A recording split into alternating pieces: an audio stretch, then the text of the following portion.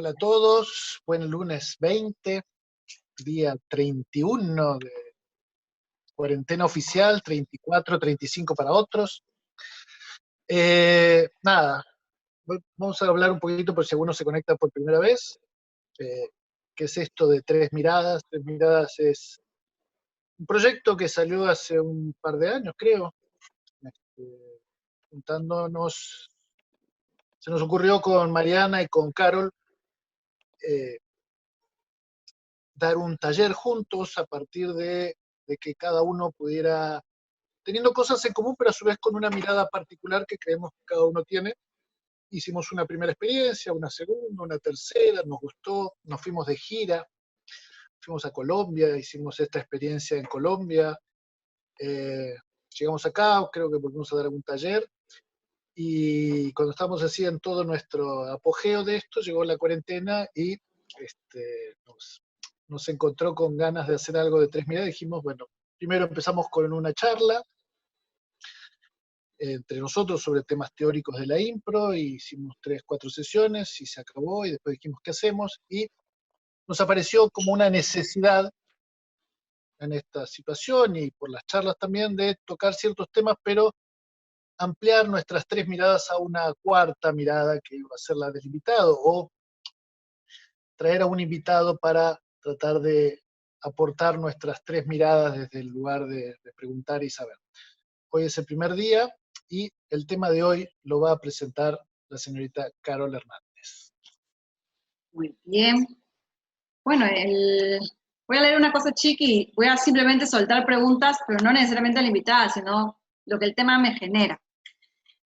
Mucho antes de que existiera la planeación, había improvisación. Durante milenios, los seres humanos funcionaban de una manera natural, exclusivamente pensando al día, resolviendo problemas en el aquí y ahora. Me despierto, veo cuidadosamente a mi alrededor. Me voy de cacería para conseguir comida. La comparto con mis compañeros primates. Encontramos un lugar seco y cálido para dormir y nos reímos. Sin embargo, en algún momento la supervivencia exigió la planeación. Entonces, y ahora, sin ninguna explicación, estamos ahí en medio de la improvisación. Yo soy docente de universidad y también de talleres, como varios de acá. Entonces, lo primero que me viene a la cabeza ¿es posible dictar improvisación virtualmente? Si es así, ¿cómo? ¿Es una estafa? ¿No es una estafa? ¿Qué es primero, la herramienta o la necesidad? O al contrario, son ambas. ¿No le hemos sacado el jugo a lo virtual? ¿O solamente hemos visto un lado de lo virtual? Antes de enseñar tenemos que pensar en aprender lo virtual, me refiero. Antes de ponernos a hablar sobre la enseñanza de lo virtual, ¿estamos preparados para aprender desde lo virtual? Y el tema es el aprendizaje en entornos virtuales. Yo no tengo nada más que decir porque la invitada sabe mucho más que yo de este tema. Así que, por favor, Sergio, tú presenta a la invitada, que es alguien muy conocido. La conozco un poco, pero voy a hablar, realmente no sé si los currículum son importantes, pero en este caso sí. Yo hace poco tiempo hice un post diciendo que de golpe no me había dado cuenta que había un montón de gente investigando sobre la virtualidad hace años, porque ahora todos ya teníamos claro la virtualidad. Esta persona yo sé, porque desde que la conozco y desde antes que yo la conozca, nosotros ya nos conocemos hace 8, 9 años, desde mucho antes ella ya estaba trabajando en educación virtual. Igual voy a dar algunos títulos que ella tiene. Es consejera del Consejo Nacional de Educación en Perú, consejera del Consejo de Administración del Fondo Nacional de Desarrollo de la Educación Peruana. Es gerente de formación de Tinco y Marca Academy, que es una escuela que ella después nos va a contar un poco de qué se trata. Docente de la Facultad de Educación de UPC, de la Universidad de UPC, consultora senior en educación, y después tiene algunos títulos como máster en gerencia de administración, doctora en ciencias de la educación, magíster en educación, diploma general de estudios universitarios en psicología en Francia, licenciada en educación. Nada, ella es Lea Sulmont y es nuestra invitada de hoy y nos va a contar algunas cosas y le haremos algunas preguntas. Aplauso con manos. ¡Bravo! Gracias.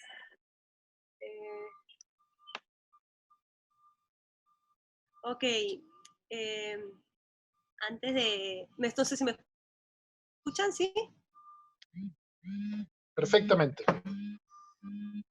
Sí, okay. Perfecto, ahí se paró un ratito, pero me habían pedido que comparta algunas ideas, entonces tengo unos soportes visuales, quiero ver si se está proyectando bien, si lo llegan a ver, o llegan a ver el modo presentación. Está perfecto, sí, se ve bien. Hay un cerebro ahí, ¿correcto? Sí, Sí. Ya, genial, listo. Entonces, ustedes saben que tienen algunos iconos ahí para poder participar, para que esto no sea un monólogo. La señora Carol me ha dicho que tengo 10 minutos, así que en 10 minutos vamos a tratar de conversar de este tema. Efectivamente, personalmente llevo muchos años, más de 2 décadas, efectivamente, trabajando en temas de educación a distancia, educación virtual. A mí me gusta llamarle más dispositivos de formación abierto y a distancia, que es un término que el dispositivo es algo más flexible, es algo que podemos improvisar. Cuando dice Carol, hay que planear, hay que improvisar. Yo les voy a dar otra palabra que en términos educativos de repente les puede hacer sentido, que se llama planificar desde la emergencia. Y la emergencia es lo que emerge, lo que surge. Porque uno puede tener planificados ciertos objetivos, pero hay que trabajar en la emergencia. Y para ustedes de repente hace más sentido con el tema de improvisar. Escogí esta primera diapositiva de apoyo, que es el cerebro, porque para enseñar y aprender hay que entender cómo aprendemos. Y esa es la base en cualquier proceso formativo, presencial, virtual, no sé si nos vamos a clonar, cómo será después, pero esto no cambia en ningún contexto. El aprendizaje sucede acá, en nuestro cerebro, y sucede en un individuo, pero sucede en un contexto social. Entonces, normalmente, cuando hablábamos del aprendizaje, hablamos del niño en la escuela, del adulto en su taller, en la universidad, de la gente en una organización. Y ahora estamos hablando del individuo en su casa, en su casa, pero también en el mundo, así como estamos ahorita. Entonces, para que suceda el aprendizaje, no sé si ven que hay cuatro grandes áreas, ¿sí? Hay un área donde entra la información. Ustedes están ahorita escuchándome y están viendo la imagen y todo está funcionando acá atrás en su cerebro, ¿sí? Pero ahí no sucede el aprendizaje, ahí es como reciben el input. Para que haya aprendizaje tenemos que darle sentido. Y ese dar sentido es conectar algo que ustedes ya sabían con algo nuevo. Por ejemplo, Karel, veo así a varios conocidos, ustedes ya enseñan, entonces me dicen, ay, claro, no, el aprendizaje sucede acá. Le doy sentido con mi experiencia. Pero ahí no queda, porque el aprendizaje a veces tiene que ver con habilidades y destrezas, que en el caso de la impro, el teatro, tiene que ver con esta interacción con el otro. Entonces hay que hacer pruebas activas, y hay que llamar a otra parte del cerebro que está acá, que es la parte motriz. La parte motriz se activa con la parte que le da sentido, pero ahí no termina el aprendizaje, ahí sabemos hacer procesos. Para que el aprendizaje suceda, tenemos que llevarlo a esta zona de acá, a la zona prefrontal. Y esta zona prefrontal, felizmente, ustedes ya la tienen desarrollada, pero muchos de sus estudiantes todavía no. ¿Saben a qué edad termina de desarrollarse esta zona? No. A los 23 años. Entonces, a veces decimos, pucha, no la ven, y es porque esto demora. Entonces, aprender es un proceso que involucra varias acciones, y esas acciones, entonces, para que nosotros como docentes podamos producir esas acciones que conducen al aprendizaje, tenemos que usar metodologías, tenemos que hacer actividades. Y les voy a mostrar una segunda herramienta, que es una herramienta clásica, que de repente ustedes ya la conocen, no sé, que es el cono de Dale. ¿Lo han visto? ¿Sí? Y esto es básico para poder trasladar algunas ideas al mundo no presencial y al virtual. Porque ahorita lo que ustedes están haciendo es, de repente, de acá a media hora, van a retener 5% todo lo que acabo de decir. Pero como les he hecho algunas imágenes, pucha, de repente hasta 30%, con suerte. ¿Están anotando? Tanto no los veo ni anotar, nada. A Mariana la veo acá, ya. Si no anotan, si no hacen algo, se queda en 20. O sea, anotar, por ejemplo, tomar apuntes, es una actividad básica para que eso que estás escuchando empiece a tener sentido y además te hace hacer cosas. Entonces, por ejemplo, en el mundo virtual también, o sea, yo tengo que ver que estás haciendo algo para que empieces a conectar. Es como pa, pa, pa, pa. ¿Sí? Y cuando empezamos a, por ejemplo, cuando discutimos, que van a venir después las preguntas, de repente vamos a retener un poquito más. Pero solamente cuando lo probemos y cuando lo hagamos y lo volvamos a discutir, eso se va a convertir en un aprendizaje. Entonces, aprender en cualquier ambiente implica saber activar el cerebro. Y activar el cerebro a unos le funciona más rápido, a otros menos rápido, y cada uno tiene preferencias. Hay unos que solamente quieren escuchar la información de una manera, entonces hay que ir por ahí. Otros que quieren hacerlo de otra manera. Mientras que tú, por ejemplo, me ha pasado, familiarmente me pasa, mientras tú, por ejemplo, toda la información pasa por acá, ¿no? Hay unos que son más auditivos, otros que son más visuales, otros que somos más kinestésicos. Cada uno tiene preferencias. Si no entendemos esa preferencia, no entra ese input y no podemos empezar a procesar. Entonces hay que tener paciencia, paciencia, paciencia y mucha reiteración. Si ya presencialmente eso nos cuesta, virtualmente eso tiene que ir en pastillas, en cómodas cuotas chiquitas para que te entre, para que puedas hacer este trabajo y mucha actividad, lo cual implica que el sujeto que va a aprender, el adulto, el niño, el que sea, tenga cierto nivel de autonomía. ¿Hasta acá cómo vamos? Perfecto, clarísimo. Entonces, Perfecto, aprender tiene que bacán. ver, mira, ¿dónde comienza primero el aprendizaje? Tóquense su cabeza, ¿dónde comienza primero? Acá. ¿Sí? No, acá atrás. ¿Saben cómo se llama Atrás, esta parte? atrás. Occipital. Acá está todas las Ujú. que se encargan de procesar las acciones visuales, auditivas. Aprender Lea, oliendo. Después, ¿sí? una ¿Me cosita, escuchan? no, la gente no te contesta porque los tenemos silenciados. Ok, pero con los gestos, por eso que hagan gestos. Primero, acá, parte donde tiene que entrar la información, a dónde tiene que ir. Acá, a los lóbulos, las con nuevas vivencias.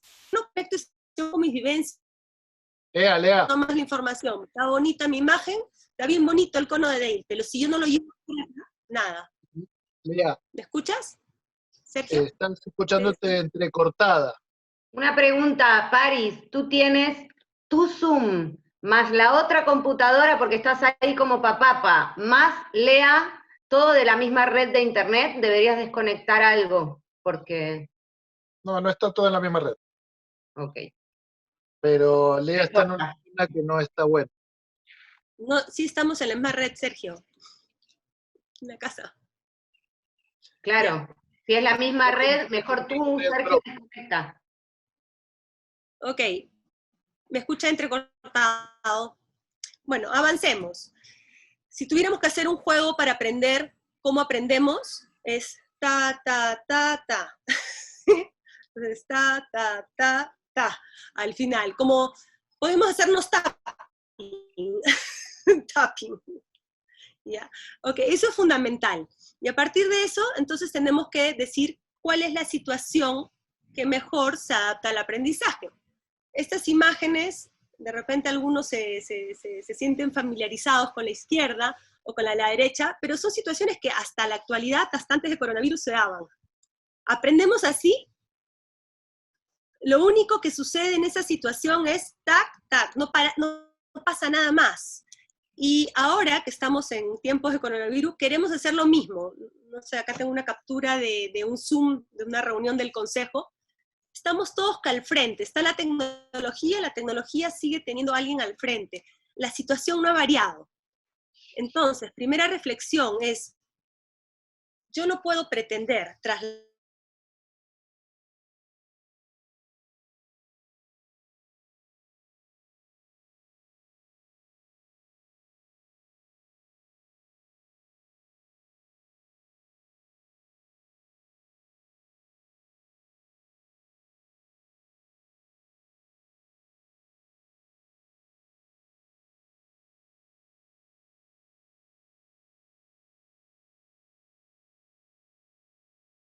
si yo no entiendo que las herramientas son para que la persona pueda construir, pueda compartir, no tiene sentido la herramienta que yo elija. Y la otra no solamente la herramienta, sino, no sé si ven esta imagen que es el mundo, que está atravesado en 4 cuadrantes. Esta imagen, imagínense, la diseñé en el 2000, hace 20 años. Hace 20 años que con esta imagen, los que nos dedicamos a la educación a distancia, diseñamos experiencias flexibles de formación, donde puedes comenzar grupal, virtual como ahora, pero si la conexión no hay, es virtual individual. ¿Cómo?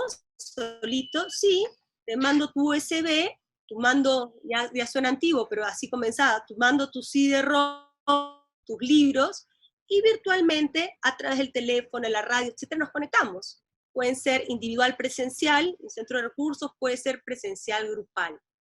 Pero si nosotros seguimos pensando que solamente la formación, el aprendizaje, los talleres que hago, suceden grupal y presencial, estamos fritos porque no estamos viendo la diversidad de recorridos que podemos hacer.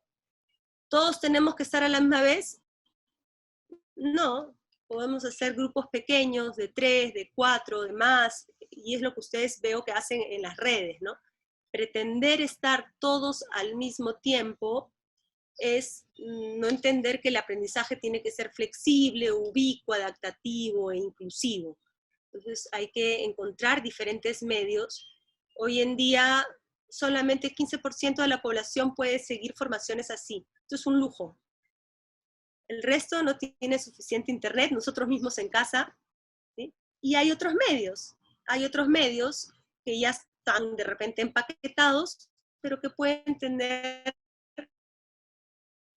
la relación, digamos, la mediación entre las personas por otros canales, tan simple como el teléfono. Hoy día, por ejemplo, el teléfono, el SMS, los mensajes, es una de las herramientas más potentes de comunicación. Carol, tú me vas diciendo, ¿no? Te quedan 3 minutos. 3 minutos. Lea, Ok, mira, entonces, te voy a dejar todo el tiempo que quieras, Lea. Tú dime más bien cuando ya terminaste, ya. no, porque yo tengo acá, esto acá es una presentación, esto acá eran imágenes de apoyo por si me hacían preguntas, pero nada, las estoy hilando nomás, estoy hilando, aunque no lo creas. Muy Mira, bien. son imágenes de diferentes épocas, he cogido imagen, la anterior, aunque no me la crean, es una imagen que está en mi tesis de doctorado. O sea, y hacíamos esas cosas. Bueno, una Lea, herramienta, el Lea, otro día Sergio me decía, Lea, ¿cómo hay que rellenar? ¿Sí? ¿Sí?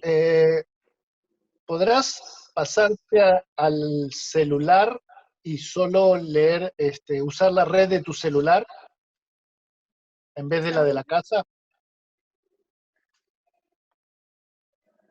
Un segundito mientras Lea busca eso para ver si podemos mejorar La un poco. está muy mala. Porque las redes del teléfono son mejores que la de Telefónica. Para el resto que está escuchando, si van Un ratito. quieren hacer preguntas, las van mandando en el chat y después va a haber un momento donde vamos a ir preguntando las preguntas que ustedes tienen, aparte de las que vamos a hacer nosotros. Así que todas las preguntas las van poniendo en el chat. Contestada Carla Neira, pariente de Fefo Neira. Carol, un favor. Sí. Un favor. ¿Puedo Sí, pedir un sí. favor a Carla? Claro, dime. Como me voy a conectar del celular, y el celular más... ¿Tú puedes pasar las pantallas? Quedan como dos diapositivas nomás. ¿Sí? Yo les puedo compartir, me desconecto de acá y tú las pasas. ¿Podrá ser? Sí, perfecto. Ya, entonces yo me desconecto de acá y así. Muy bien. Ahora va a volver.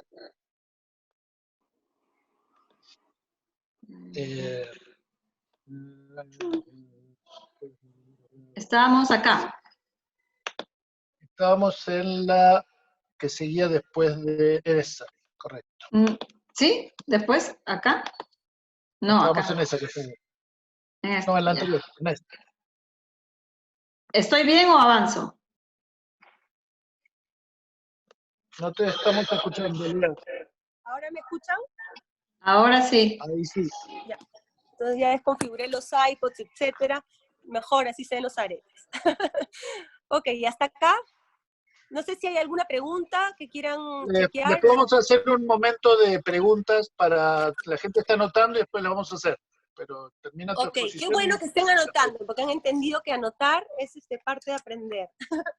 Ok, entonces, este acróstico se llama SARM, es un modelo que hizo un señor que se llama Rubén Puente Dura, un canadiense, que nos ayuda a entender qué criterios utilizar para seleccionar las tecnologías en un contexto pedagógico. Otra vez vuelvo a la pregunta que hizo Carol. Ay, las tecnologías primero, ¿qué uso? ¿Qué uso? No, la desesperación por qué uso que está de moda. Bueno, para poder realmente salirnos de estas dudas, utilicemos criterios. Y los criterios van como una escalerita. El primer eslabón, el que está verdecito, más claro, es el eslabón de la sustitución, que es cuando la tecnología actúa como un sustituto de una herramienta en directo sin cambios funcionales. Uy, qué complicado, ¿qué es eso? Ya, la típica. En el salón, cuando ponemos un PowerPoint, que es copia de un texto, mejor imprimo el texto y se lo doy. Es mucho más efectivo que usar un PowerPoint en clase. Y encima que el profesor termina mirando a la pantalla en vez de mirar a los alumnos, es un desastre. Eso es un uso típico de la tecnología en sustitución. Y la tecnología en sustitución no ayuda a aprender, ¿sí? No ayuda a aprender. El siguiente escalón es el verde, vamos a decirlo, verde hoja, que es el escalón del aumento. Ya cuando la tecnología actúa como sustituto, pero con algunas mejoras. Por ejemplo, si en ese PowerPoint yo le pongo algunas animaciones o un video, ya es distinto, ya no es el PowerPoint, me simula algo, me enriquece con colores, qué sé yo, una mejora. Pero de todas maneras es, perdón, solamente un aumento, no es que haga un cambio. Yo, por ejemplo, voy a la universidad con 0 PowerPoints, por eso que estas son imágenes extraídas de cosas de hace años. Y lo que realmente ayuda es cuando usamos la tecnología después de esa rayita, que dice ahí hay una rayita, ¿no es cierto? Una raya gris, y empezamos a utilizarla para la transformación de la experiencia, ¿sí? La transformación de la experiencia tiene que ver con, por ejemplo, modificar las tareas. O sea, yo escribía y te mandaba y tú corregías. No, ahora lo escribo en un Google Drive, me lo mandas y yo te puedo dar una notificación y puedo corregir ahí contigo o puedo trabajar colaborativamente. Son tareas que antes nos costaban reuniones que eran muy simpáticas, ¿no? Recuerdo así con mucha nostalgia en las reuniones de grupos de universidad porque eran un vacilón, pero hoy día es mucho más efectivo trabajar colaborativamente, ¿sí? Si utilizamos realmente bien las tecnologías y modificas la experiencia, modificas la interacción.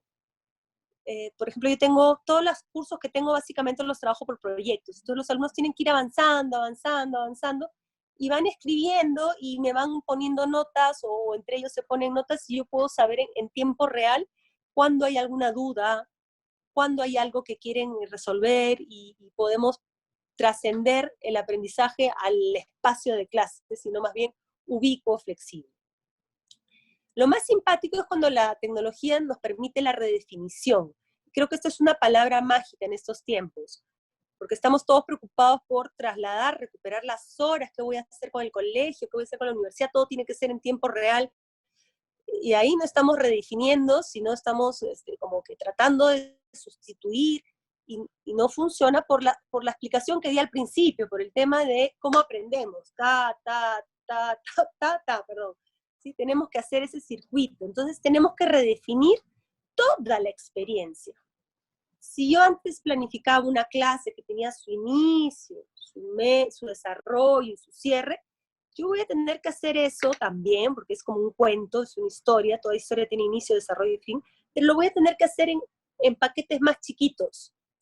Lo voy a tener que hacer más personalizadamente, con más actividades entre paquete y paquete. Cuando hablo de actividades es, por ejemplo, yo estoy, por ejemplo, trabajando con mis alumnos en una cosa que se llama narrativa digital.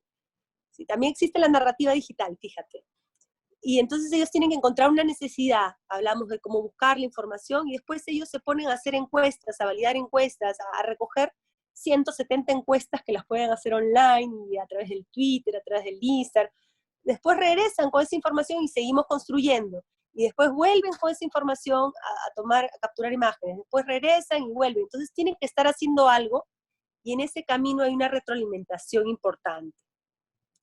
Entonces, recetas no hay, lo que hay es criterios. Si ustedes quieren fomentar aprendizaje, el criterio es, tengo que hacer todos los pasos para que suceda el aprendizaje. Tengo que generar actividad. Esto que está pasando ahorita no es actividad, están recepcionando y conectando con sus emociones. Acá, disculpen, pero la expectativa no era que aprendan algo nuevo, sino que tomen información y después que hagamos algo con eso. ¿Sí? Recién cuando hagan algo y después cuando discutamos y reflexionamos sobre lo que hacemos, ahí recién sucede el aprendizaje. Sí, pues, no sé si es una buena o una mala noticia, pero aprender toma tiempo. Y por eso nos equivocamos tanto, y por eso el error es fundamental para aprender, porque todos los días nos equivocamos en nuestras reacciones, nos equivocamos en diferentes cosas, pero es un proceso. Hasta acá, no sé si claro, yo ya me pasé los 10 minutos. Bien, te pasaste, justo te iba a esperar que termines esta diapo para decirte que tienes un minuto para cerrar. Un minuto para cerrar. Uy, les voy a dar una herramienta que ya se van a volver locos, pero no. A ver, si me pasas una diapositiva más, que creo es la última. Sí.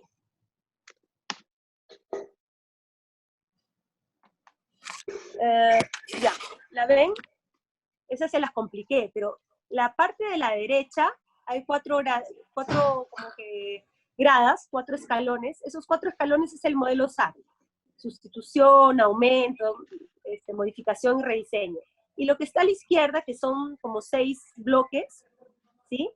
Es una herramienta fundamental que se las regalo. Se llama la taxonomía de Bloom. Sí, yo sé que suena complicado, pero es, digamos, la mejor herramienta para saber cómo dosificar. Por ahí he estado viendo preguntas, ¿y cómo dosifico? ¿Y cómo sé qué pongo? ¿Qué no? ¿Qué sí? No solamente hay que entender cómo funciona el cerebro, sino cómo se construyen ciertos conocimientos. Por ejemplo, los conocimientos de orden cognitivo, o sea, los hechos, las ideas, los pensamientos, ¿sí? Ese tipo de conocimientos tiene un proceso de construcción. Y el proceso comienza memorizando información o reconociendo, identificando. ¿Sí? Entonces, para eso leer algo y poder comprenderlo funciona perfecto. Yo puedo hacer de repente solamente una pequeña píldora con la información y después una actividad para ver si recuerda esa información. Y una vez que la recuerda, yo recién voy a poder subir al siguiente escalón, que es la comprensión.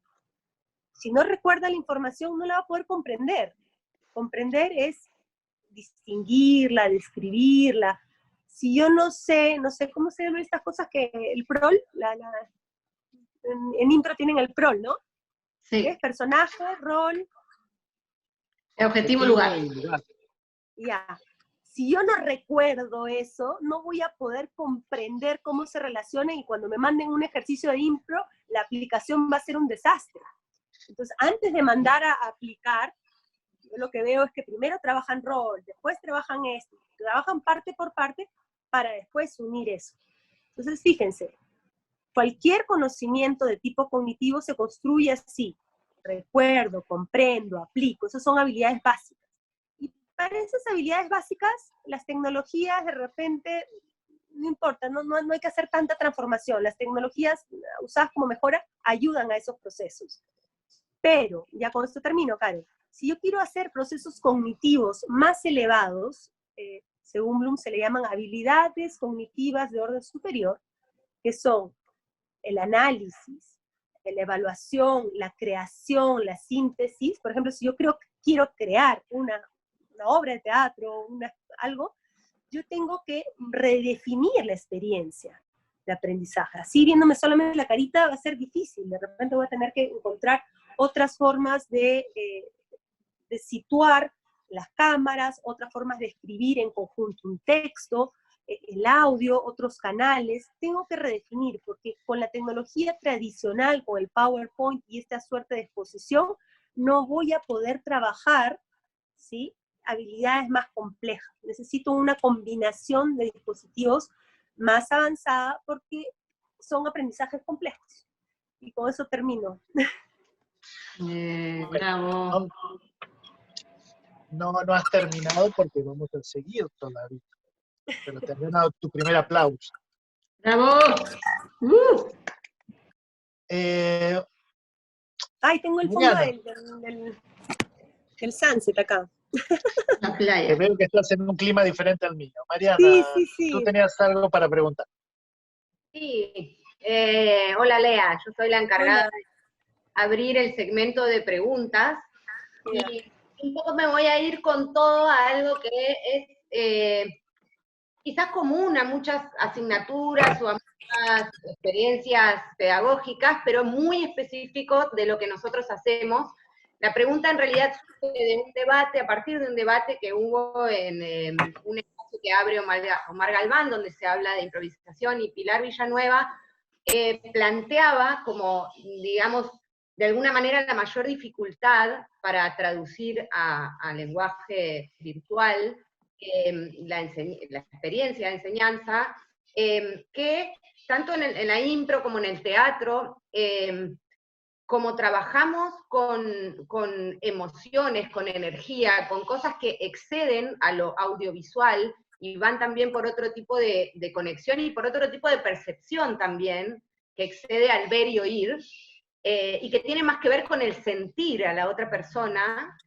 Si la pregunta es si hay alguna estrategia, o algunos dispositivos que puedan permitirnos acercarnos a esa posibilidad de conectar desde un lugar más de la energía de la persona, más de sentirla, que solamente de ver, oír, conversar.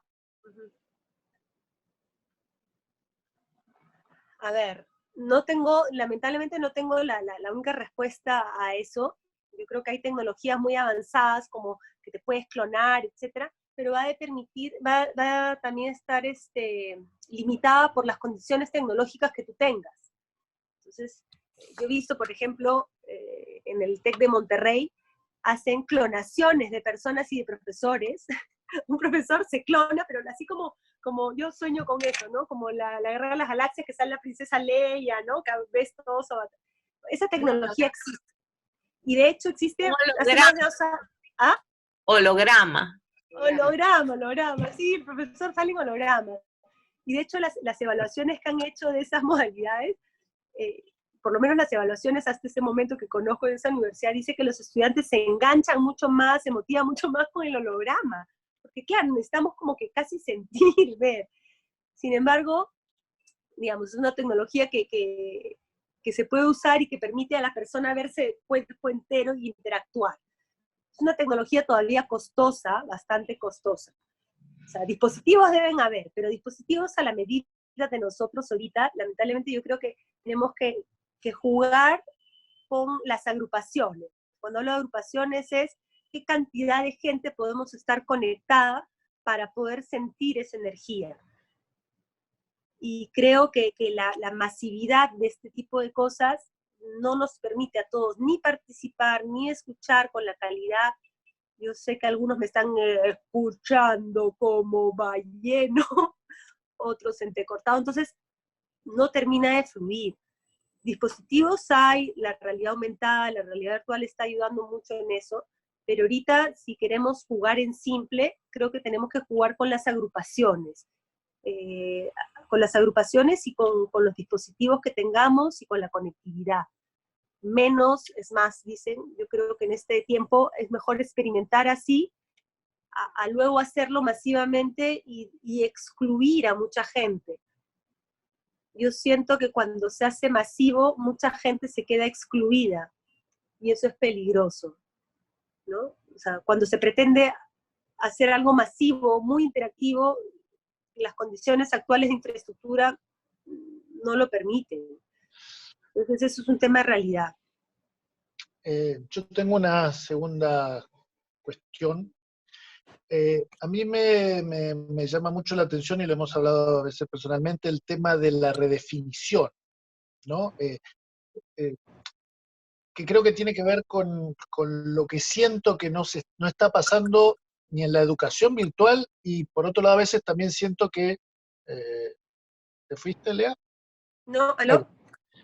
Que también pasa, y lo has plasmado en una de las diapositivas, ¿no? En la educación,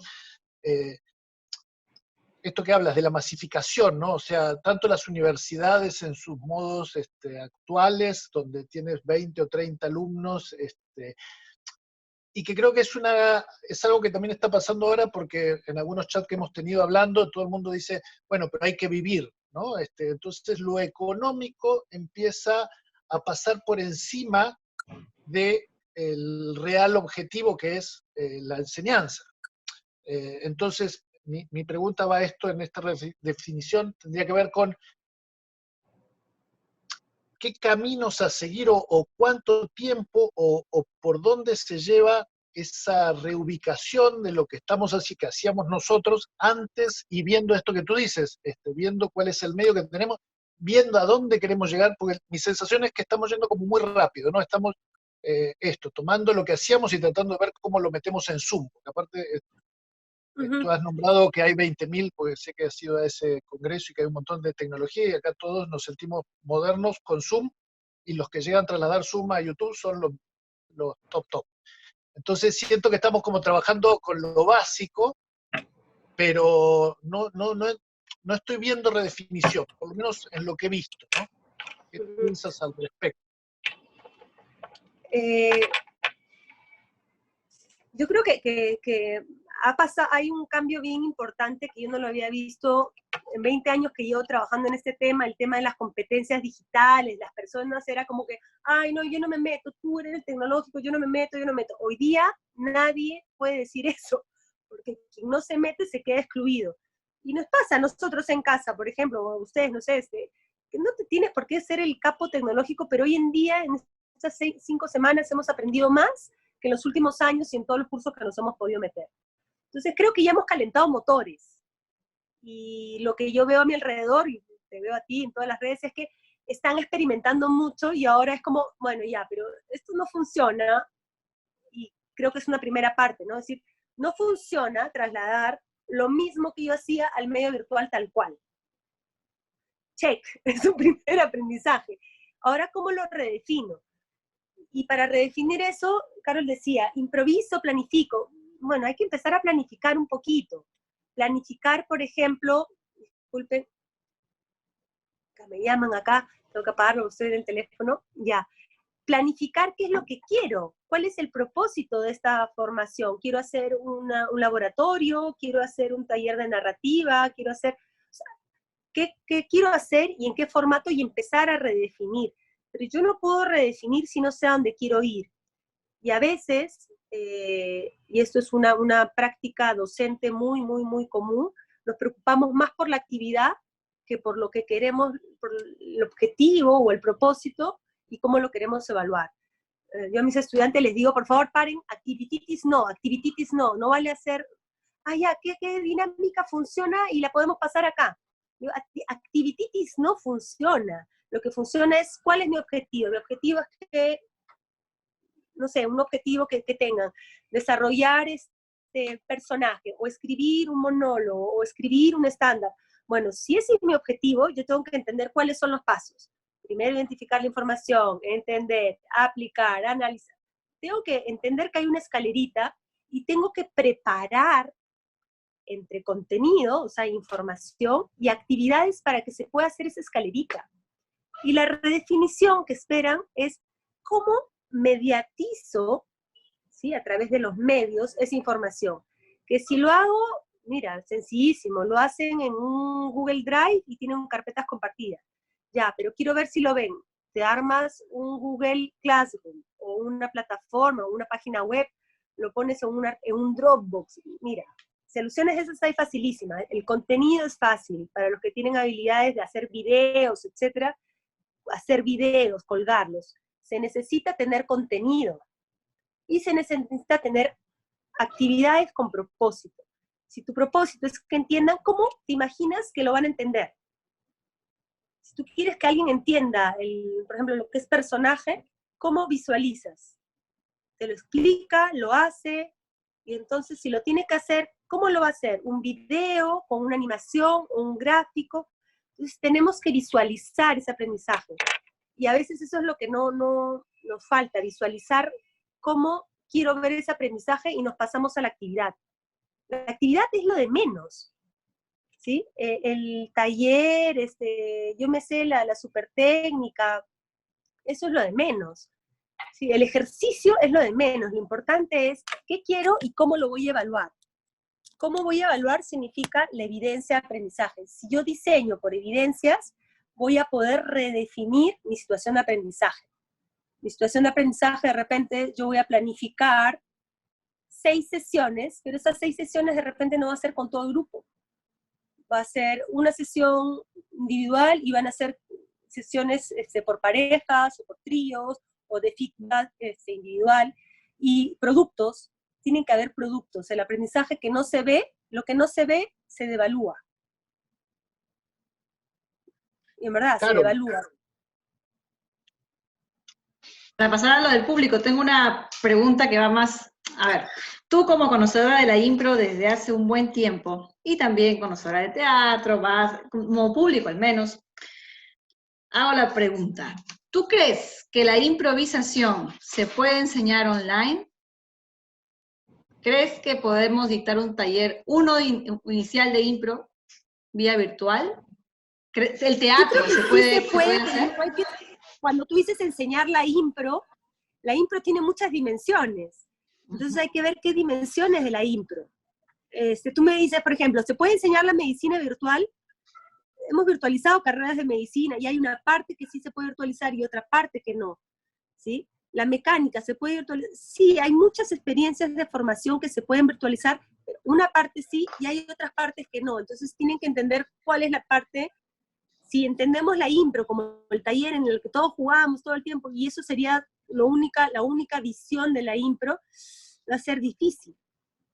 Entonces vamos a tener que chequear qué formatos, qué principios de la impro sí se pueden virtualizar y cuáles no por la interacción grupal, o cuáles van a perder, ojo, algunas cosas van a tener que perder calidad por un lado y hay que potenciarlas por otro. O sea, no podemos hacer lo mismo. Y esta pregunta va unida a una pregunta del público, que he visto 2 preguntas parecidas para ya pasar al público, ¿es equiparable las horas presenciales con las virtuales? Porque hay 2 preguntas que van por ese lado, ¿no? Hoy hace 20 años que preguntan eso. Sí, es que a ver, en términos, hay un término que se llama así en las universidades, que se llama, que se llama horas de créditos de transferencias académicos, ¿ya? En términos de horas presenciales a virtuales, si tú estás en la universidad, es como lo mismo, pero es más chamba en virtual. Y para el profesor, en mi experiencia, es 2 a 2,5 más de horas de trabajo. O sea, la pregunta que, ahora, de esto no se extrapole, por favor, que no se extrapole. Ya, en mi salón, en mi colegio, le están dando a mi niño 2 horas y yo estoy pagando por 8, entonces, no se puede hacer una conversión. Ojo, lo que estoy diciendo es, en un curso, por ejemplo, una universidad que tiene 3 créditos, 48 horas, yo tengo 48 horas virtuales, debería valer lo mismo, porque esas 48 virtuales implican 1,5 más de horas de trabajo autónomo del alumno. Eso ya tiene ratios. En términos de chamba del profesor, preparar algo virtual es 2,5 más de horas de chamba que si preparases para una sesión presencial. Bien, yo voy a hacer otra pregunta usando la del público. Alex pregunta, ¿cuál es la cantidad apropiada para que haya una experiencia de aprendizaje provechosa en este medio? Me imagino que está refiriéndose a cantidad de alumnos. Yo lo llevaría a creo que también tiene que ver con lo que habló Mariana, ¿no? ¿Cómo sientes que la conexión dentro de tu experiencia,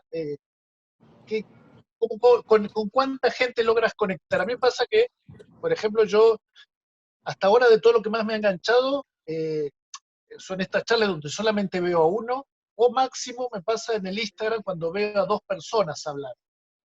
Más allá de eso, si me salgo a más pantallas, yo me pierdo un poco. Entonces, preguntarte un poco a ti, a nivel aprendizaje, ¿cómo en tu experiencia que has estado probando, cómo lo ves, más allá de que sean otro tipo de materias, ¿no? A ver, va a depender de la edad del sujeto, muchísimo. Con niños, más de 10 minutos, más de 5 o 10 personas, no funciona, va a depender de la edad, ¿ya? Luego va a depender de la plataforma que tengas y el tipo de la conectividad. Mi experiencia, por ejemplo, yo tengo clases con 27, 28 estudiantes, más o menos es mi promedio. Con todo el grupo, para verificar que todos estén conectados, tengo que hacer estrategias. A ver, todos levanten la mano, ya, no sé qué. Tengo que verificar de alguna manera que están escuchando y respondiendo, y no más de 20 minutos de alguna explicación, no más de, no sé, 3 minutos sin que no tenga un feedback de otra persona. Y lo que hago es grupos, o sea, por ejemplo, tengo clases de 4 horas seguidas, ¿ah? Con break a la hora de los aplausos. Y hacemos grupos, los grupos son chicos, de 3. Entonces yo me la paso entrando de grupo en grupo. Hola, ¿qué tal? No sé qué, grupo, no sé qué. Y cada grupo, a su vez, tiene un drive donde van haciendo sus producciones. Entonces veo lo que hacen, tengo la retroalimentación y voy de grupo en grupo y vamos monitoreando. Entonces hay mucha actividad y mucho feedback inmediato. Eso es agotador, agotador. Pero presencialmente también tendría que pasar. Presencialmente también tendríamos que estar atentos y a devolver a cada uno de los grupos. Yo por lo menos sé que virtualmente los tengo trazados y monitoreados a todos, un stalker. Pero es eso, las actividades para un adulto, 20 minutos, cambio, y mucha retroalimentación. Bueno, ahí estamos contestando a varios que creo que han ido preguntando como diferentes partes. Ha respondido a varios. Mariana, no sé si tienes alguna del público que se sume a algo tuyo. Julio dice para adolescentes depende. ¿Cómo Para así? adolescentes menos, mucho más cambio de actividad, cada 10 minutos, 15 minutos. Acá hay una... sí, Mariana.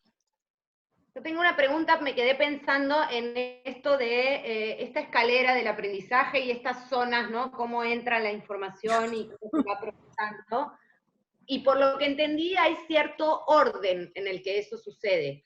Pero pasa particularmente con la improvisación, que muchas veces el darle sentido a la actividad viene después de la actividad, es decir, incluso la información. Muchas veces nosotros comenzamos por hacer algo que aún no sabemos por qué y para qué lo estamos haciendo, y luego viene la parte donde le contamos a los estudiantes o conversamos entre todos por qué hicimos esa actividad y aparece el sentido que tiene ese hacer, ¿no? Entonces, mi pregunta es, ¿esto funciona así en diferentes órdenes o al cambiar el orden, cambia algo más? ¿Hay otra cosa que hay que manejar de diferente manera? A ver, tu pregunta es bien interesante, Mariana. No confundir el proceso cognitivo con la actividad que tú propongas para que esto suceda. Tú puedes proponer desde lo vivencial, ¿sí? O sea, tú puedes proponer desde lo vivencial, ya vamos a reunirnos y jugar y después decir, bueno, ¿y qué sucedió? ¿Y qué pasó? Y recién ahí va a suceder el proceso de identificación. Después cuando lo vuelvan a jugar, lo van a tener que jugar 3 veces hasta que tenga sentido. Y se fueron un mes, se fueron un año, vuelven a tu taller y se olvidaron. Tienen que volver a conectar. Entonces, esto es muy iterativo, y la forma, o sea, la metodología, que puede ser inductiva o deductiva, va a depender un poco del grupo, de la edad, pero el proceso tiene que pasar ese proceso para que se vayan haciendo las conexiones adecuadas, ¿sí? Puedes partir de lo experiencial. De hecho, con los niños se parte con lo sensorial, con lo sensorial, todo el aprendizaje con niños sensorial, ¿sí? Con los adolescentes también se busca que sea a partir del movimiento. De hecho, el movimiento es lo mejor para poder empezar a aprender algo, pero después tiene que pasar a tener sentido y abstraer, a darle nombre a las cosas. O sea, que cuando hablaba de esta parte del cerebro, esta es la parte donde transforma los aprendizajes en habilidades, ¿sí? En habilidades o destrezas. Pero la forma, la metodología a la que tú apelas, ¿sí? Va a ayudar a que este proceso sea, en algunos va a ser más lento, en algunos ya lo tienen, entonces tú te vas a dar cuenta cuando dicen, ya, la tengo, ya sabes que está comprendiendo, ya sabes que está logrando aplicar. Sí, eso ya lo ves. Yo voy a agarrarme una pregunta acá de alguien que también hablar un poquito de eso. ¿Podemos diseñar talleres a punta de intuición? Dice, empieza así, si nosotros no hemos llevado talleres de teatro virtuales, no sé dónde los dan, podemos diseñar talleres a punta de intuición, conocimiento y criterio propio. Y lo quiero ampliar porque también ha pasado en estas charlas, en debates que he estado en grupos, donde hay esto, ¿no? Es como, y alguien en algún lugar pide, ¿no? Dame tips, ¿no? La gente está necesitada de tips para esto. Y vuelvo al inicio de la charla, ¿no? Cuando leí tu currículum, para tú llegar a encontrar tus tips, has tenido que pasar por esas maestrías, esos doctorados, esa experiencia, ese conocimiento y ese error constante, y que te pertenecen y que posiblemente no le sirvan a otros. Entonces y para mí tiene que ver con ampliar conocimientos. De hecho, estas charlas tienen que ver con eso.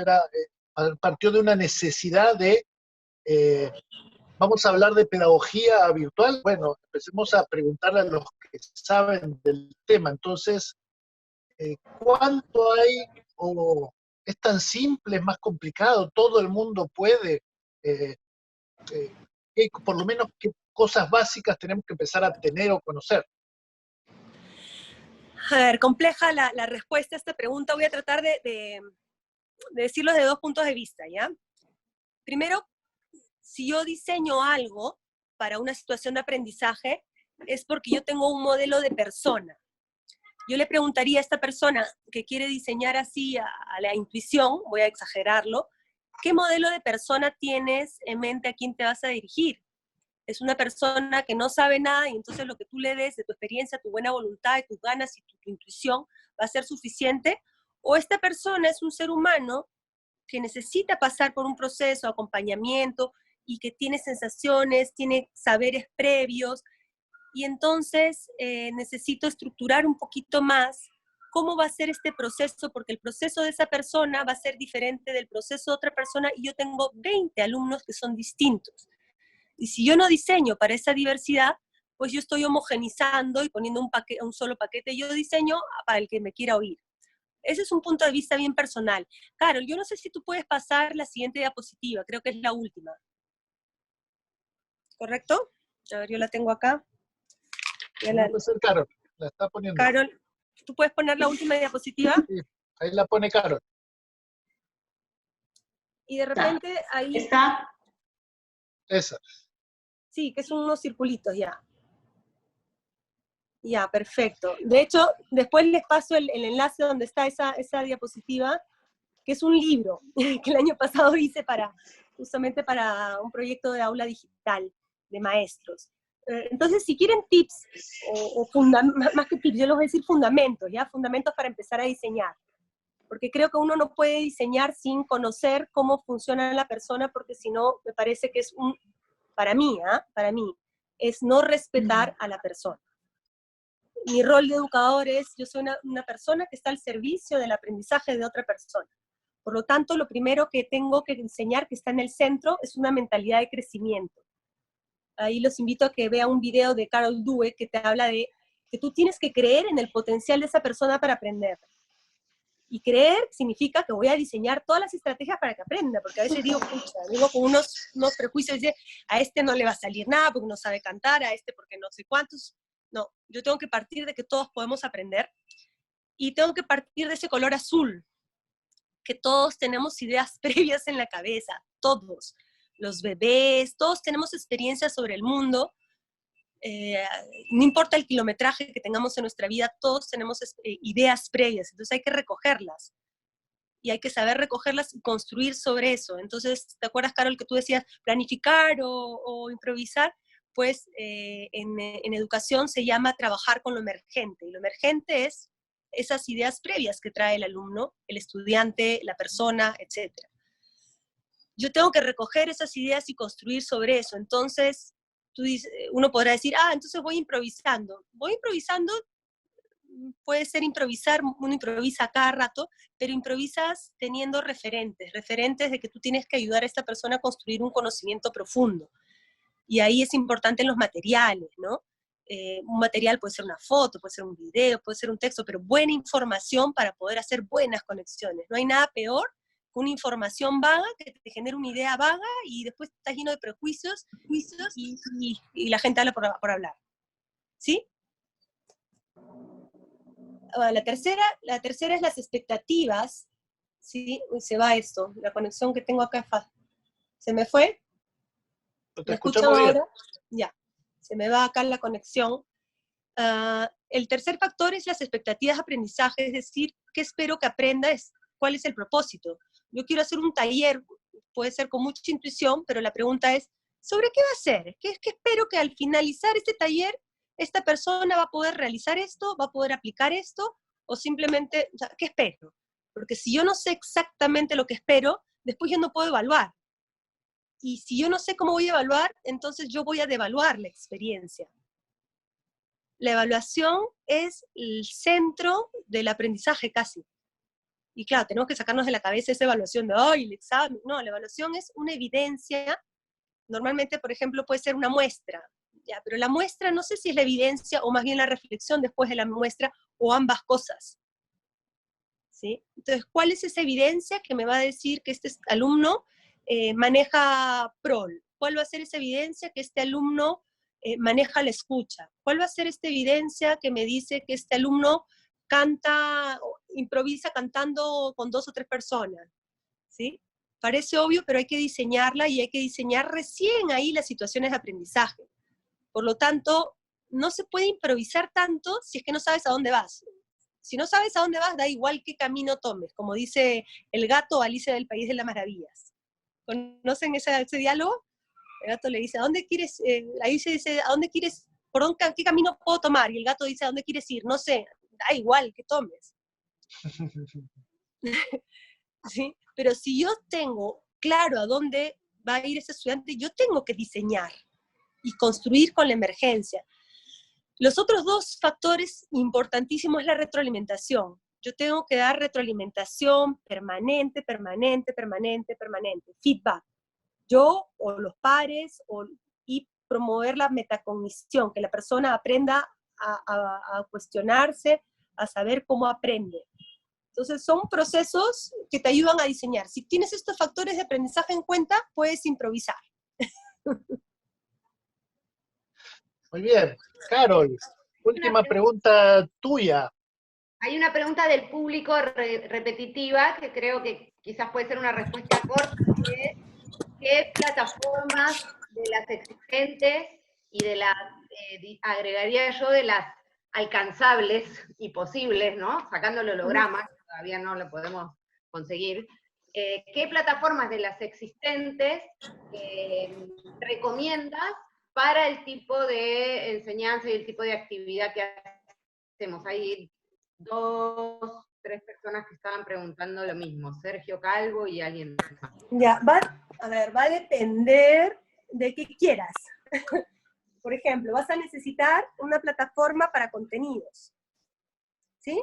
Si quieres darle contenidos, ¿cómo lo vas a hacer? Mandar los contenidos por WhatsApp es una opción, pero no termina siendo ordenada cuando tú tienes una serie de contenidos. Un repositorio que puede ser desde un Google Drive, lo puedes combinar con un Google, ¿cómo se llama? ¿Cómo se llama? Se me ha ido. Google, Scholar Google, que tienen la posibilidad de crear como una clase. Puedes utilizar una página web, un Google Site, ¿sí? Un Wix, un blog, lo que sea, pero tener un contenido ordenado. Si tienes más plata, puedes comprar un LMS, que es una plataforma de gestión de aprendizaje, tipo, por ejemplo, los que enseñan en universidad, no sé si tienen Canvas, o tienen Blackboard, o tienen Moodle, hay infinitos. Generalmente, una persona con toda la suite educativa de Google, tienes un montón.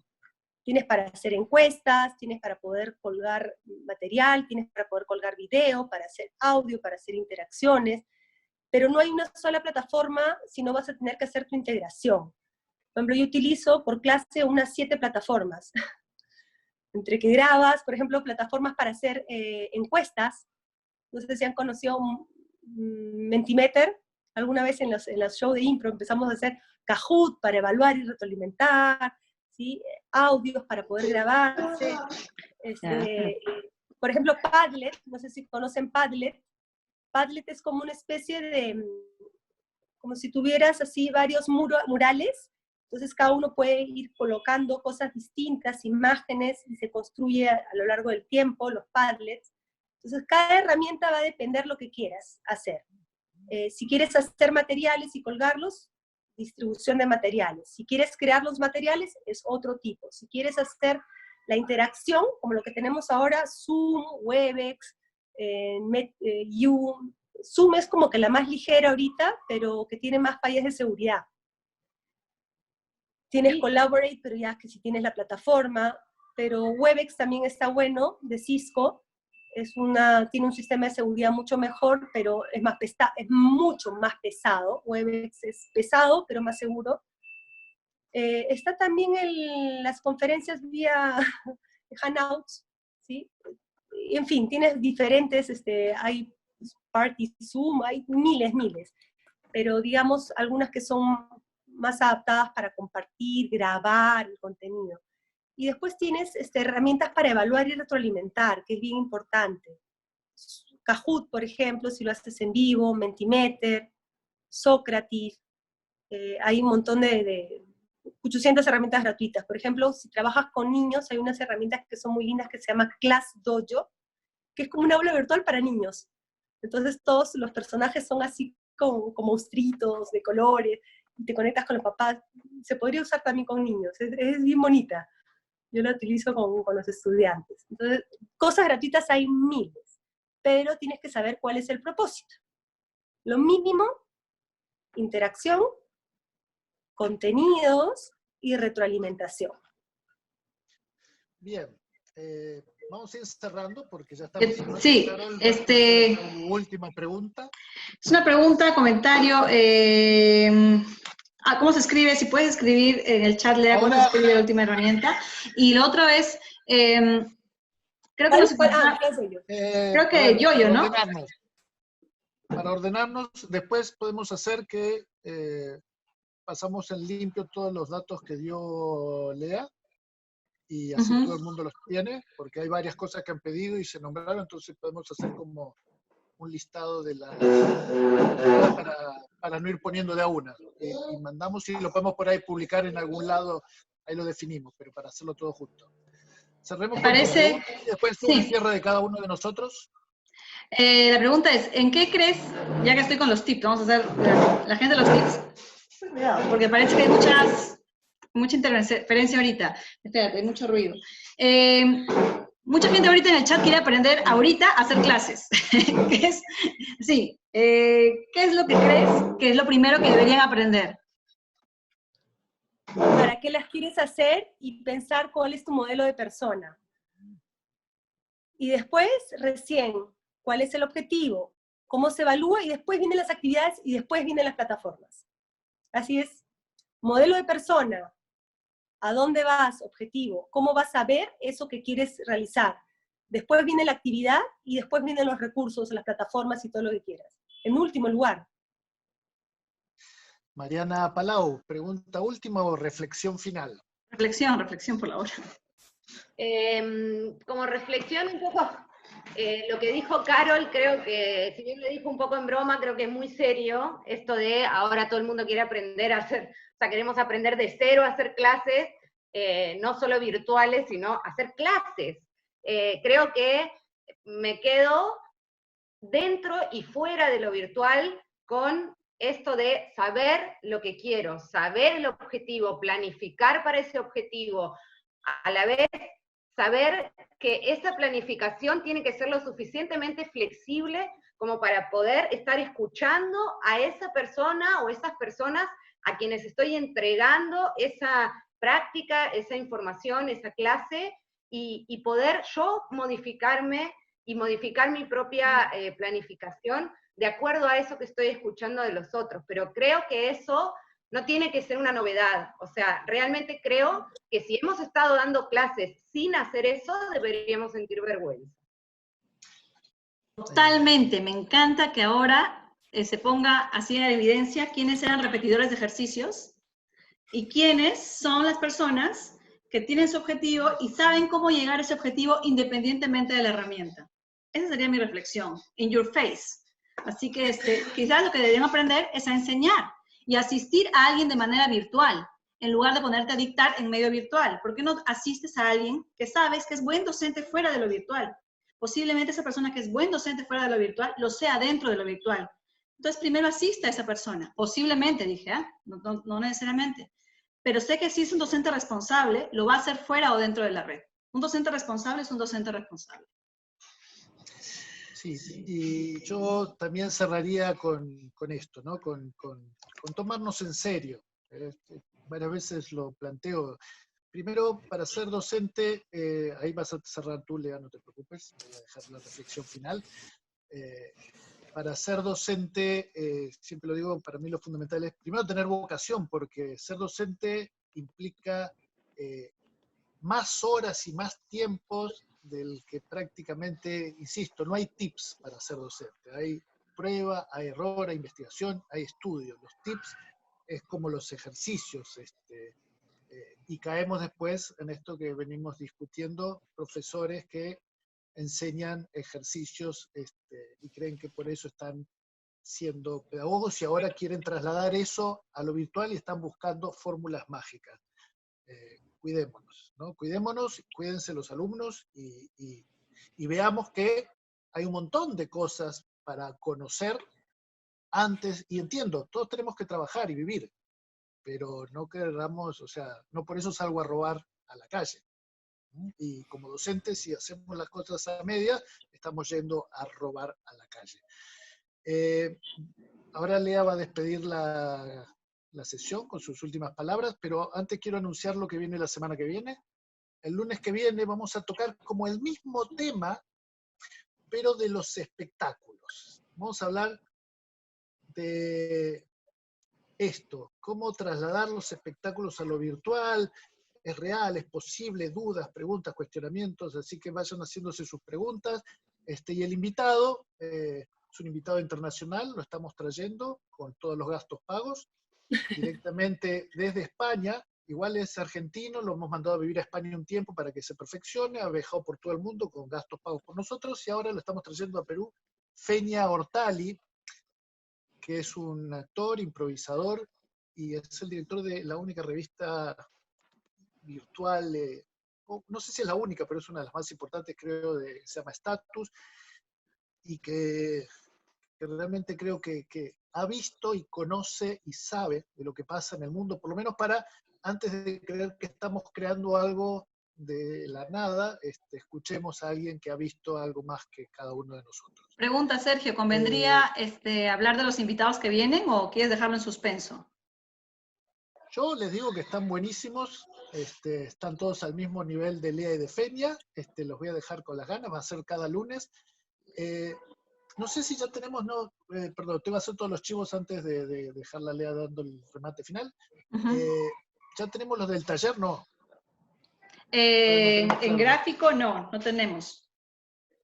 Bueno, pero pronto vamos a hacer un taller teórico, en gran parte, porque todavía no sabemos, sentimos que lo teórico es donde sí tenemos más apoyo, de 3 miradas, que después les vamos a pasar los datos, y Y nada, el lunes que viene entonces está Feña, Lea cierra, y al final, como sorpresa bonus track que nadie se lo esperaba, ni él tampoco, lo sabe, pero vamos a tener una canción, resumen de lo que pasó hoy, a cargo de Fefo Neira, que nos va a sorprender con una canción que va a improvisar en el momento. ¿Para qué sacas tu guitarra, Fefo? Porque me ha tentado, viéndolo con el micrófono y la guitarra, va a hacer una canción hablando de todo esto. Lea tu despedida y cierra Fefo. Nada, yo primero darle las gracias por la invitación. Me emociona mucho poder ver que hay tanta gente interesada en la educación, cuando hasta hace poco había que arañar y buscar y raspar la olla para ver quién se interesaba en la educación. Entonces yo creo que eso es positivo, porque ya estar interesados en el tema y saber que eso es importante en estas épocas nos va a llevar a explorar, a profundizar, a prepararnos. Creo que hay que prepararse mucho, porque estamos trabajando con personas, ¿sí? Y no podemos perder de vista. O sea, yo si quiero ser profesor es porque me gusta acompañar el aprendizaje de las personas y estoy dispuesto a eso, que a veces uno quiere enseñar y creo que uno tiene que enseñar a aprender, que es distinto. Yo enseño en la Facultad de Educación, de hecho yo creé esa Facultad de Educación y al principio para llevar estudiantes era muy, muy difícil, y a veces venían estudiantes y me decían, ay Lea, yo quiero enseñar educación porque me gustan los niños. Digo, no me importa que te gusten los niños, anda a tener hijos. Para enseñar educación lo que tienes que hacer es que te guste analizar, observar a las personas, comprometerte con las personas, diseñar procesos rigurosos, ser creativo. O sea, se necesita mucho más cosas. Si te gusta compartir lo que tú sabes hacer, está bien, pero eso no quiere decir que vamos todos a enseñar, ¿sí? Una cosa es compartir lo que yo sé y está muy bueno, pero si queremos hacer procesos formativos, tenemos que centrarnos en acompañar a la persona y ayudarla, porque si no, impactamos a mucha gente. Los docentes, en verdad, podemos impactar positivamente o negativamente a mucha gente. Y creo que este mundo necesita que hagamos un impacto de formar a ciudadanos. Se lo merecen, no lo merecemos. Nada, muchas gracias.